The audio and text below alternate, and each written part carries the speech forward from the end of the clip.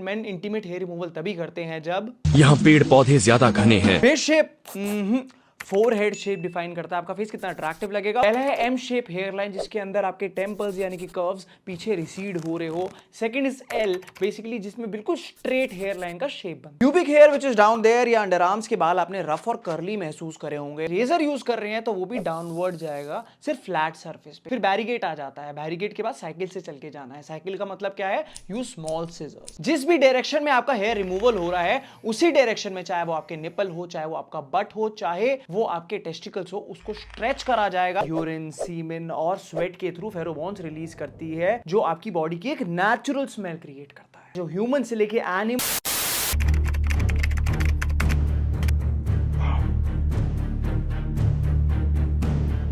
अब इन चीजों के बारे में किससे बात करूं?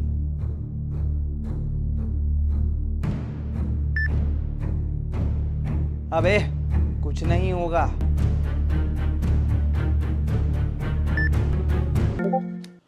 हेलो।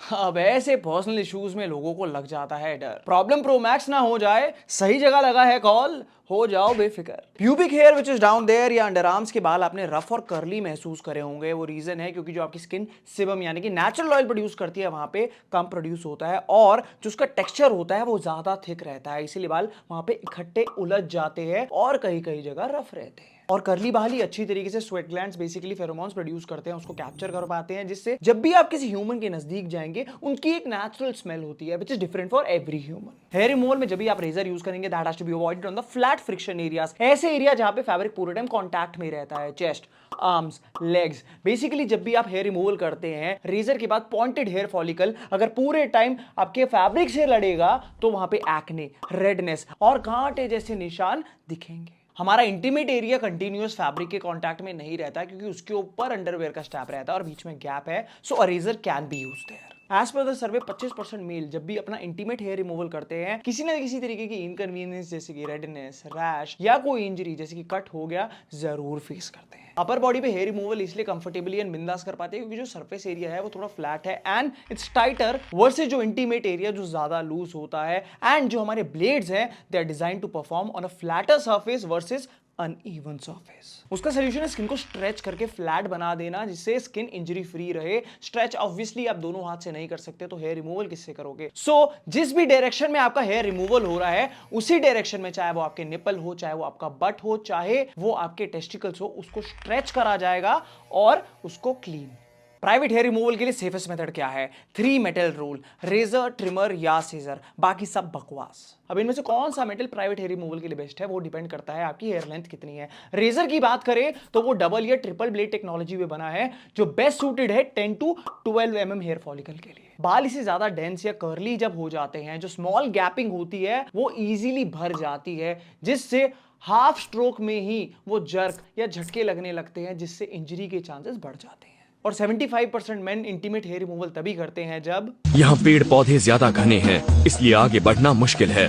तो अगर क्लीनर लुक चाहिए तो पहले आपको सिजर आउट करना है बालों को, वो बिल्कुल छोटा हो जाए, उसके बाद ही आपको रेजर यूज करना है। एंड जब ट्रिमर की बात करें, वो उतनी लेंथ आपको परफेक्ट दे देता है जिसमें हाइजीन मेंटेन हो पाए। ये सबको पता है कि जहां पे हेयर की ग्रोथ हो रही है उससे ऑपोजिट रिमूव करोगे तो क्लीनर लुक आएगी, सेम डायरेक्शन में करोगे सेफ ज्यादा रहेगा। As per skin care experts and the latest studies, आपको in any of the case opposite remove करना अवॉइड करना चाहिए, क्योंकि उससे फॉलिक्यूटिस यानी कि बाल तोड़, जब आपको बाद में इचिंग होती है रिमूव करने के बाद, वो कट और रैशेस के चांसेस कम हो जाते हैं। And as per the latest blades and technology, वो सेम डायरेक्शन में भी ऑलमोस्ट क्लीन लुक दे देते हैं। प्यूबिक हेयर यूजुअली आपके डाउनवर्ड डायरेक्शन में होते हैं,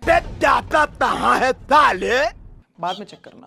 आप उसके लिए जब भी रेजर यूज कर रहे हैं तो वो भी डाउनवर्ड जाएगा, सिर्फ फ्लैट सरफेस पे, जहां पे आपका पीनस है सिर्फ उससे ऊपर। फिर बैरिगेट आ जाता है, बैरिगेट के बाद साइकिल से चल के जाना है। साइकिल का मतलब क्या है? Use small seizures. ट्रिमर को आपको डाउनवर्ड डायरेक्शन में ले जाना है बिकॉज ट्रिमर्स आर सेफर, तो आपको पीनस एंड बॉल्स को लेफ्ट में प्रेस करना है जेंटली और लेफ्ट में रिमूव करना है। फिर राइट में जेंटली प्रेस करना है, राइट में रिमूव करना है। एंड सेम रूल अप्लाई होता है ऑन योर बट चीक्स। अगर आप लेफ्ट में प्रेस करेंगे उसको लेफ्ट में रिमूव करिए, राइट में प्रेस करेंगे तो मिड टू राइट। ट्रिमर में बीच में एक छोटा तालाब आ जाता है जहां पे ट्रिमर नहीं चलेगा, which is your balls and जो पीनिस का फोल्ड होता है, वहां पे आपको ऊपर करके स्मॉल सीजर यूज करनी है। Face shape, four head shape define करता है आपका फेस कितना अट्रैक्टिव लगेगा और कौन सा हेयर स्टाइल उस पर सूट करेगा। हेयरलाइन फोरहेड की शेप को बिल्कुल बदल सकता है, which majorly depends on your genetics and थोड़े बहुत लाइफस्टाइल फैक्टर्स, लेकिन उस हेयरलाइन को चेंज भी करा जा सकता है। पहला तरीका है माइक्रोब्लेडिंग, हेयर ट्रांसप्लांट या मेडिकेशन, जैसे कि माइनॉक्सिडिल हो गया, जिसके अंदर high cost and side effects involve है।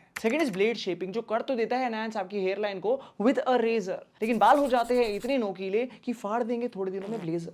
तीसरा है स्ट्रैटेजिक हेयर स्टाइलिंग, आपकी हेयरलाइन के अकॉर्डिंगली हेयर स्टाइल रखे जाएंगे या ऐसी हैक्स जो उसको मॉडिफाई या एनहांस कर सकती है, और अब आपको चूज करना है आपकी हेयरलाइन कौन सी कैटेगरी में फॉल करती है। पहला है एम शेप हेयरलाइन, जिसके अंदर आपके टेम्पल्स यानी कि कर्व्स पीछे रिसीड हो रहे हो। सेकंड इज एल, बेसिकली जिसमें बिल्कुल स्ट्रेट हेयरलाइन का शेप बनता है। तीसरी है अनइवन हेयरलाइन, या तो वो बिल्कुल ऊबड़ खाबड़ है या उसमें आगे को काउलिक यानी कि घूम है, जिससे फ्रंट हेयरलाइन मुड़ जाती है। चौथी है स्कूप हेयरलाइन, जो बिल्कुल स्कूप की तरह है, स्टार्टिंग में बिल्कुल स्ट्रेट और एक साइड से ऊपर को कर्व। फिर आता है you hairline, which is considered good क्योंकि उस पर सारे हेयर स्टाइल सूट करते हैं। एल यानी कि स्ट्रेट हेयरलाइन का फेस ऑलरेडी हाफ बॉक्सी हो चुका है, क्योंकि स्ट्रेट लाइंस है, वो फेस ज्योमेट्री बॉक्स ना लगे इसके लिए जब भी बियर्ड सेट करे वो सी शेप यानी कि कर्व ही करे। जब भी हेयर स्टाइल रखे अपनी हेयरलाइन के ऑपोजिट रखे, जिससे बैलेंस बने, जैसे कि कर्व होता है स्ट्रेट का ऑपोजिट, जिसके अंदर सॉफ्ट साइड पार्ट हो गया, साइड वॉल्यूम हो गया, या अनइवन हो सकता है जिसके अंदर मेसी हेयर स्टाइल रखें। अनइवन हेयरलाइन को शॉर्ट हेयर लेंथ नहीं रखनी, नहीं तो सारा फोकस अनइवननेस पे चला जाएगा। मीडियम या लॉन्ग लेंथ से उसका फोकस डाइवर्ट होता है और वो हाइड भी हो जाती है। फ्रंट में काउलिक है, अगर उसके ऊपर ही मांग बना देंगे तो स्ट्रेट मांग आते हुए वो बीच में ट्विस्ट हो जाएगी और एविडेंट हो जाएगा। रादर देन दैट, जहां पे काउलिक है उसकी डायरेक्शन को यूज करिए, मतलब उसके थोड़े साइड से पार्टिंग करके उसी डायरेक्शन में बालों की मांग बनाइए जिसमें वो ब्लेंड हो जाए। ऑल्सो हेयर स्टाइल जैसे कि फ्रंट फ्रिंज हो गया या one side volume one side fringe, ऐसी मेसी हेयर स्टाइल्स को इवन दिखा सकता है। स्कूप हेयरलाइन बेसिकली एक जगह स्ट्रेट और दूसरी जगह थोड़ी पीछे हो जाती है, जिनकी हेयरलाइन जिस साइड वो पीछे हो रही है उसकी ऑपोजिट डायरेक्शन से पार्टिंग करे, जिससे वो कर्व उसके अंदर छुप के ब्लेंड हो जाए। लास्ट है एम शेप हेयरलाइन यानी कि रिसीडिंग हेयरलाइन, जिनके आगे टिप पे वी बनता है। इन लोगों के लिए फेड हेयर स्टाइल एडवांटेज इसलिए क्योंकि साइड और बैक से जब बाल बिल्कुल फेड हो जाएंगे, कॉन्ट्रास्ट में ऊपर बाल घने दिखेंगे। इन लोगों को शॉर्ट या मीडियम लेंथ रखनी है, लॉन्ग लेंथ से बाल हैवी होते हैं। जब बाल हैवी होंगे वेट में तो बीच की गैपिंग दिखेगी, जिससे रिसीडिंग हेयरलाइन और एविडेंट होगी। एम हेयरलाइन के टेंपल के ऊपर के बाल अगर मीडियम में शॉर्ट रख के उसको फ्रंट पुश करेंगे, उससे एम शेप वी लगेगा। स्ट्रेट हेयर स्टाइल्स इनका जो हेयरलाइन है वो और एक्सपोज करेंगे, इसलिए उनको बेंट हेयर स्टाइल्स लेनी है, जैसे कि स्पाइक्स की जगह मेसी स्पाइक्स, बस की जगह फ्रेंच क्रॉप। जब भी हम हाइजीन की बात करते हैं, ह्यूमन की बॉडी पे ओवर 5 मिलियन हेयर फॉलिकल्स है ऑल ओवर द बॉडी, और आपकी बॉडी यूरिन, सीमेन और स्वेट के थ्रू फेरोमोन्स रिलीज करती है, जो आपकी बॉडी की एक नेचुरल स्मेल क्रिएट करता है। उसको लव केमिकल्स या लव फ्रेग्रेंस भी बोला जाता है, जो ह्यूमन से लेके एनिमल्स दूसरों को अट्रैक्ट करने के लिए यूज करते हैं। यूजुअली फेरोमोन जब यूरिन से, सीमेन से निकलते हैं वो तो डिस्पोज ऑफ हो जाता है, लेकिन जो स्वेट रहता है वो हमारे हेयर फॉलिकल्स में ट्रैप हो जाता है। बॉडी नेचुरली स्मेल अच्छा करे, इसलिए बॉडी को डिटॉक्स कर सकते हैं पानी ज्यादा पी के, ज्यादा स्वेट करके। डेली बेथिंग तो सबको पता है, लेकिन अगर आप स्वेट ज्यादा करते हैं उसके तुरंत बाद पानी और हल्का बेकिंग सोडा से अपने अंडर आर्म्स क्लीन करें। प्रिंटेड टी शर्ट या सिंथेटिक टी शर्ट, ऐसे बहुत फैब्रिक्स होते हैं जिसमें आपको ज्यादा पसीना आता है, that can lead to foul smell, इसलिए ब्रीदेबल फैब्रिक्स, एंड आप सबको पता है डाइट इज द की, तो ये चीजें आपको अवॉइड करनी है। कई स्पेसिफिक फूड्स है अपनी डाइट में फ्रीक्वेंटली डालेंगे तो बॉडी नेचुरली बेटर स्मेल करेगी, जैसे कि पाइनएप्पल, तुलसी, लेमन, सिनेमन यानी कि दालचीनी एंड पुदीना। सबसे बड़े स्वेट कैरियर आपकी पूरी बॉडी में है आपके स्कैल्प के ऊपर बाल, इसीलिए हफ्ते में 2 से 3 बार अपने पिल्लो कवर के साथ अपनी स्कैल्प को साफ करें। स्मोकिंग, बीड़ी, वेपिंग, इसकी जो स्मेल है आपके क्लोथ्स तो एब्जॉर्ब करते हैं, आपके हेयर फॉलिकल्स भी उसको एब्जॉर्ब करते हैं, प्लस आपकी जो नेचुरल स्मेल है उसको डिग्रेड करते हैं। नेचुरल बॉडी स्मेल को एनहांस करने के लिए आप नेचुरल फ्रेग्रेंसेस भी ऐड कर सकते हैं। आपको समझना पड़ेगा नेचुरल फ्रेग्रेंसेस वो है जो आपको नेचर से मिलती है, जैसे कि पानी की खुशबू, माउंटेन की खुशबू, आप सिट्रस फ्रूट्स को जब सूंघते हैं, फ्लावर्स को सूंघते हैं, स्पाइसेस को सूंघते हैं। And as per the studies for your nose, it is better than artificial fragrances. अब नेचुरल फ्रेग्रेंसेस की डिफरेंट कैटेगरी है और उसके नोट्स जानने जरूरी है। सिट्रस मतलब आपको सिट्रस फ्रूट्स या लेमन में जो हल्की सी मीठी और खट्टी सी खुशबू आती है। एक्वा मतलब जो बीचेस और बारिश की एक फ्रेश सी ब्रीज आती है। फ्लोरल इज समथिंग जब आप सुबह सुबह पार्क में जाते हो, नए खिले फूलों की खुशबू होती है। वुडी समथिंग कभी फॉरेस्ट या भरे पेड़ों के पार्क में हो, बारिश आए और जो लकड़ी की खुशबू आती है। अब कई नेचुरल नोट्स ऐसे भी होते हैं जो सबको पसंद नहीं आते, जैसे कि स्पाइसेस, बट मैं अपने कुछ पर्सनल फेवरेट नोट्स बताऊंगा जो थोड़े न्यूट्रल साइड पे हैं, जो सभी को अट्रैक्ट करें। पहला ऑलराउंडर नोट है एक्वा, बेसिकली पानी की खुशबू, विच इज न्यूट्रल, जो ऑलमोस्ट सभी को हल्की ब्रीज अट्रैक्ट करती है। फ्लोरल नोट्स की बात करो वो थोड़े ज्यादा स्वीट हो जाते हैं, ज्यादा मीठे फ्लावर्स की खुशबू। बेसिकली लेवेंडर एक ऐसा नोट है जो हल्के से माइल्ड फ्लावर्स की खुशबू होती है, घास पे पानी डालते हैं, दैट नेचुरल फ्लोरल फ्रेग्रेंस जो सभी को पसंद आती है। इसका सोल्यूशन है नेचुरल फ्रेग्रेंस हो, मतलब नेचर इंस्पायर्ड फ्रेग्रेंस हो। दूसरा वो स्किन फ्रेंडली हो। तीसरा वो एक ईडीपी हो, मतलब सुबह लगा के जाओ और शाम तक उसका एहसास रहे। उसके अंदर आई कैन सजेस्ट यू ऐसी फ्रेग्रेंस जो मैंने 2 ऑलराउंडर नोट्स बताए थे, एक्वा एंड लेवेंडर है, स्किन फ्रेंडली है एंड साथ साथ ईडीपी जो one of the best EDPs company देती है बजट के अंदर, which is a natural fragrance जो है मामा अर्थ का इनटू द वेस्ट फ्रेग्रेंस, जो आपको 800-900 की बजट के अंदर मिल जाएगा, दैट टू 100 ml बॉटल, जो मेरा 2 से 3 महीने चल जाता है। अब 2 पर्सनालिटीज होती है, एक को थोड़ी सी नेचुरल न्यूट्रल नोट्स पसंद है, जैसे मैंने बताया था आपको सिट्रस, एक्वा, और दूसरों को उसमें मजा नहीं आता, उनको थोड़ा स्ट्रॉन्ग चाहिए जैसे कि वुडी, ऊद, एम्बर नोट्स, और उनके लिए into the woods fragrance is the best option जो सेम बजट में है। And to smell naturally sexy आप ये ले सकते हैं, जिसके लिंक मैंने नीचे दे रखे हैं, just spray and escape into the nature. हम लोगों को लगता है प्राइवेट पार्ट्स को क्लीन रखना ही हाइजीन है, बट आपको जो फेस है उसका फेस वॉश तो कर लेते हो, लेकिन सेंटर ऑफ द फेस को अंदर से हाइजीनिक रखना भी इंपॉर्टेंट है। It's not just about the kids, हमारे एडल्ट्स भी आर कंपेल्ड, चाहे वो नाक में उंगली डालना हो, चाहे नोज पिक करना हो, चाहे वो अंदर कुछ ना हो तब भी बार बार उंगली करना हो, या उसमें इरिटेट होना हो। एंड धीरे धीरे इन चीजों की आदत बन जाती है जो आप खुद नोटिस नहीं करते, बाकी लोग करते हैं, विच reflects your confidence and hygiene. चाहे आप किसी से बात कर रहे हैं हड्डी चटकाना, चाहे आपको इरिटेशन हो रही है उसको एडजस्ट करना, या किसी से बात करते करते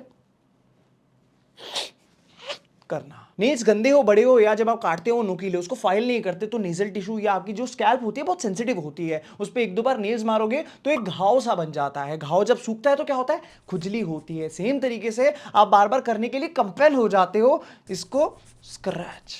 म्यूकस यानी कि बलगम इंपॉर्टेंट है आपकी बॉडी की फंक्शनिंग के लिए, लेकिन जब वो एक्सेस में होता है तो वो डर्ट बैक्टीरिया को अट्रैक्ट करता है, एंड आपके नोज के हेयर को कहते हैं अंदर सिलिया, तो उस पर वो जब बार बार चिपकेगा तो वहां पे एक बूगर फॉर्म होगा, आप इरिटेट होंगे और you will be forced to, वो एक्सेस में या थिक होगा तो आपको प्रॉब्लम करेगा। इसलिए पानी ज्यादा पीजिए जिससे बलगम पतला होगा। भर भर के बर्फ, बाहर का फ्राइड फूड और स्मोकिंग आपको अवॉइड करनी है। आप नोटिस करेंगे जब भी आप कम सोते हैं उससे भी आपके बलगम यानी कि म्यूकस प्रोडक्शन पे इंपैक्ट आता है। आप दिन में कभी भी 5 मिनट के लिए स्टीम ले सकते हैं, क्योंकि अंदर का जब एरिया ड्राई या इरिटेट हो जाता है, स्टीम उसको मॉइस्चराइज और रिलैक्स करती है। सो गाइस, ये थे वो सारे पर्सनल सीक्रेट्स जो फ्रेग्रेंसेस के बारे में बताया था, उसका लिंक मैंने नीचे दे रखा है। And using the code formal 2024 आपको 20% ऑफ मिलेगा, which is available on their website mamaearth.in and on their app. और हाँ, वो अवेलेबल है Amazon, Flipkart, Nykaa and purple पे भी। And yes guys, Mamaearth listens and they continuously enhance their product from their research and your feedback. So let me know your valuable feedback in the comment section so they can improve.